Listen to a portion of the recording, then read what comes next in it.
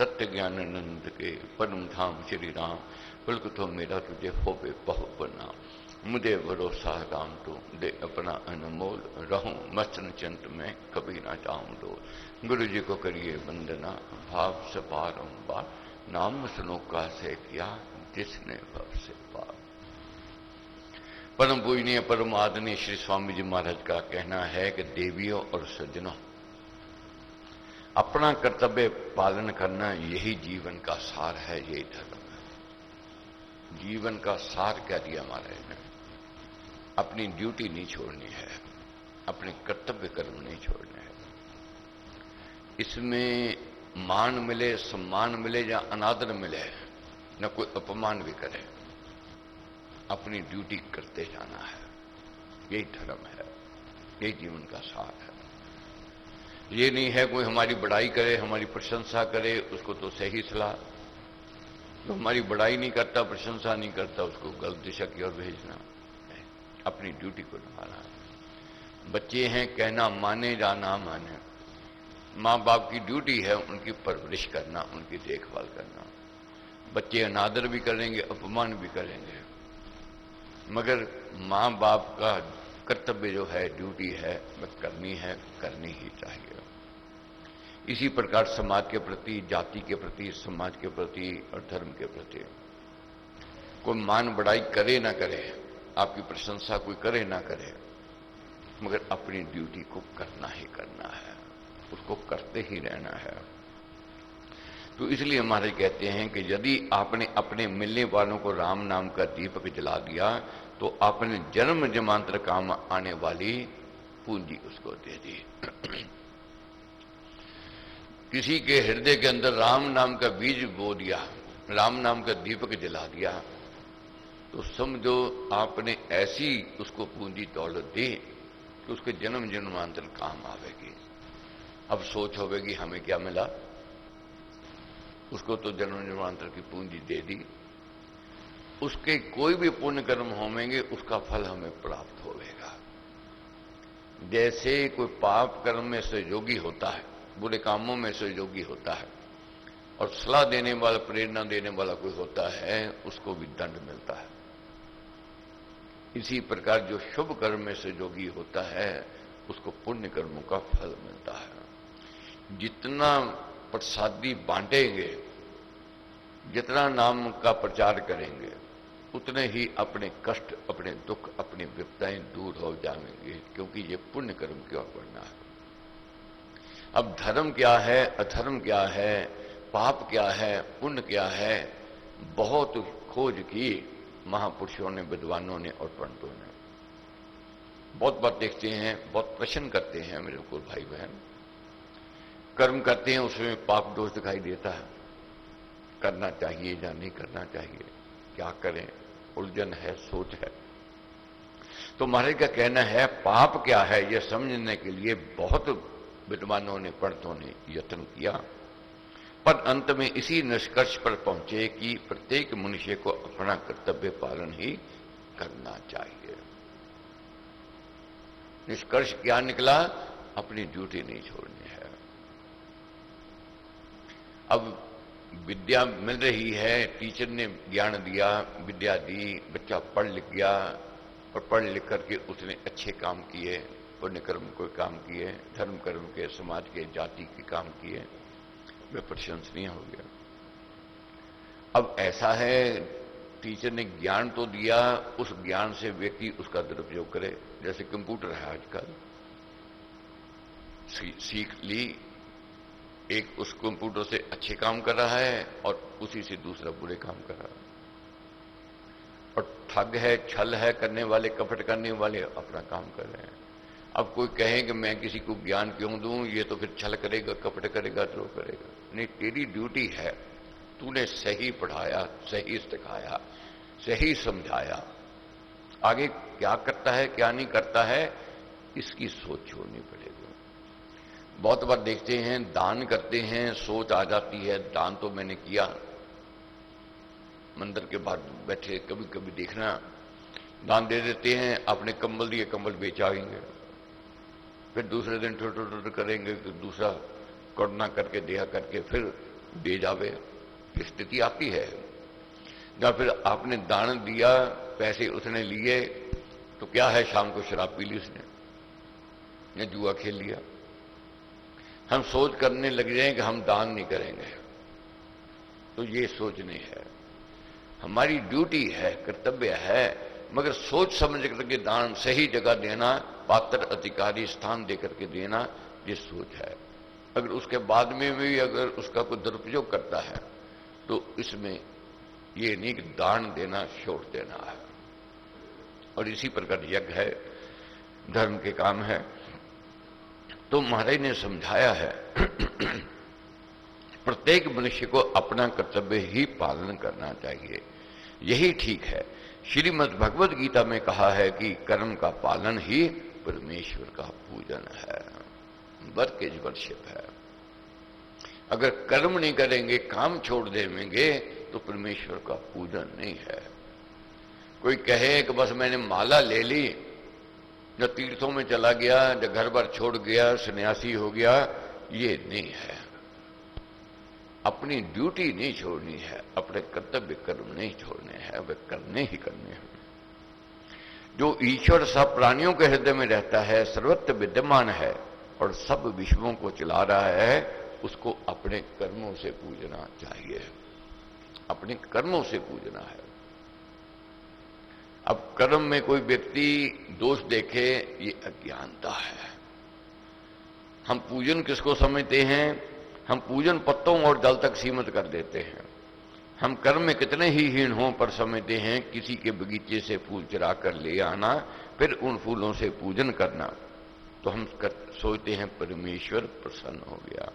फूल चढ़ाना कोई बुरी बात नहीं है हमारे कहते हैं, मगर एक मनुष्य कर्महीन है, चरित्र उसका मैला हो, मन उसका गिरा हुआ हो और वह फूलों से भगवान का पूजन करे, तो समझो कि वह ये नहीं समझता है कि ये मैं सही दिशा में नहीं जा रहा हूं।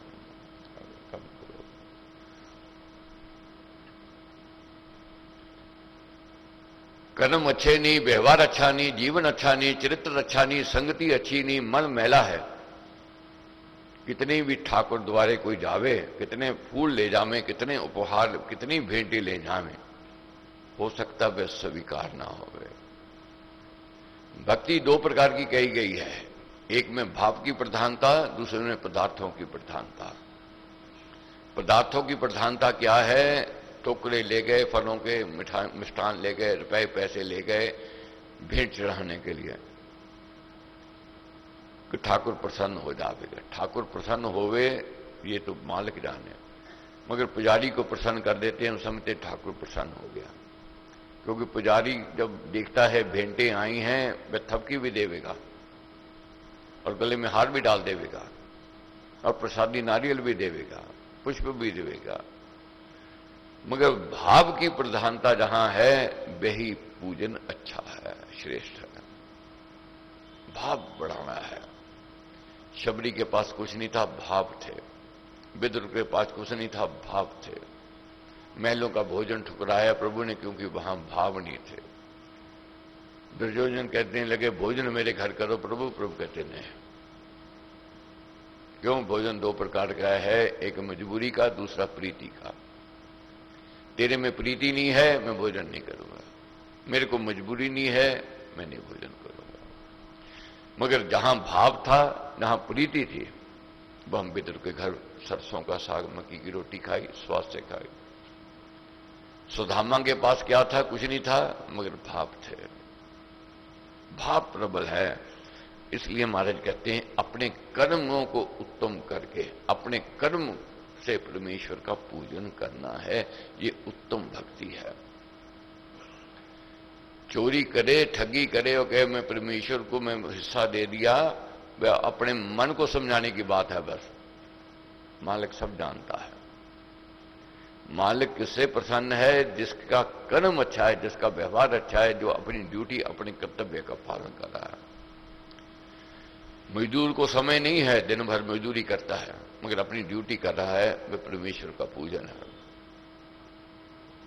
इसलिए महाराज कहते हैं जब तक परमेश्वर के प्रति भाव नहीं होगा, बात नहीं बनेगी। अब संत से नाभादास जी और उधर गोस्वामी तुलसीदास जी थे, दोनों संत, दोनों पूजन करने वाले। संत नाभादास जी अमीर थे, मान सम्मान के भूखे थे, यश कीर्ति की चाहना रहती थी उनको। उन्होंने यज्ञ करना था, यज्ञ करना था तो निमंत्रण देने के लिए तुलसीदास जी के पास भी गए, मैत्री भी थी उनसे। ये सोच करके गए मैं जाऊंगा तुलसीदास के घर, वह तो उठेगा, गले लगावेगा, हार पहनावेगा, मान सम्मान करेगा, सत्कार करेगा। कितने बड़े संत महापुरुष अमीर आदमी उसके घर में आए हैं।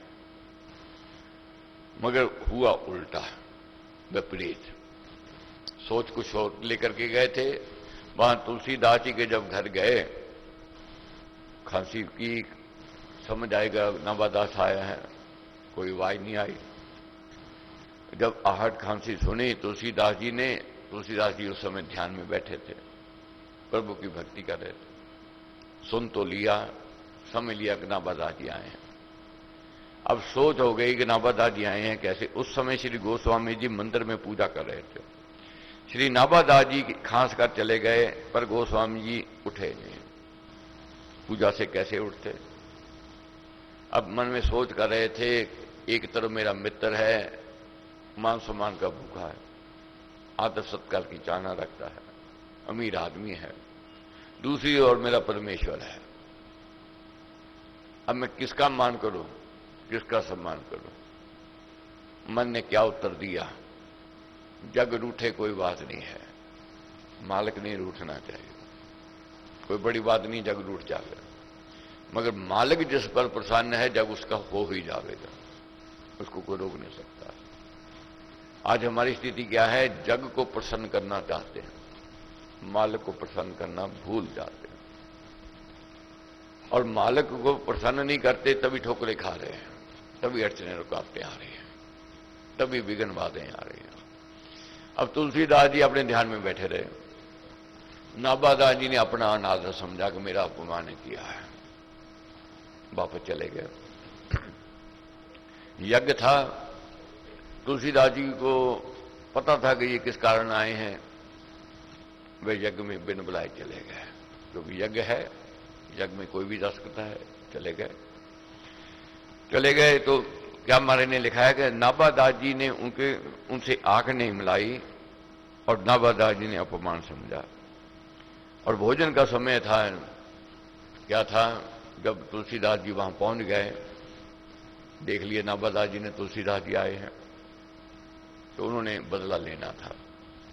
तो मेरे अपमान इन्होंने किया था, मैंने इनका समाज में अपमान करना है, जग में अपमान करना है इनका, ये सोच आ गई।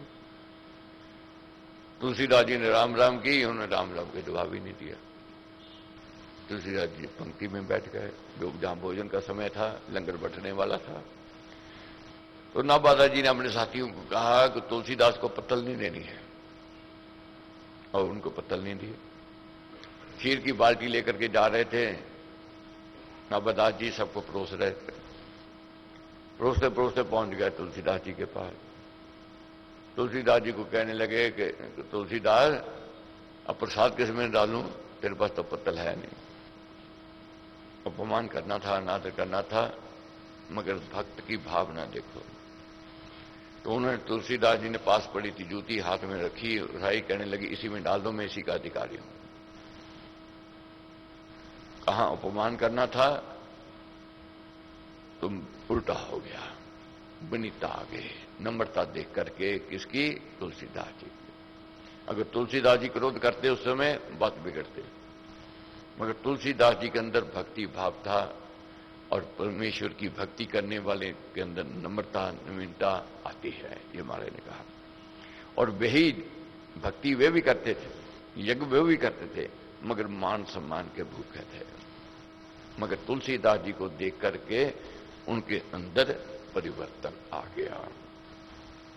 गोस्वामी जी के आगे पत्तल ना रखने का संकेत किया। नाभादास जी जब परोसते हुए तुलसीदास जी के पास गए तो कहा, तुझे किस पत्तल में परोसूं? पास बैठे एक सज्जन की जूती उठाकर गोस्वामी जी ने कहा, मुझे इस पत्तल में दे दीजिए। नाभा दास जी बहुत प्रभावित हुए और संत तुलसीदास जी की नम्रता देखकर उन्हें गले लगाकर क्षमा मांगा।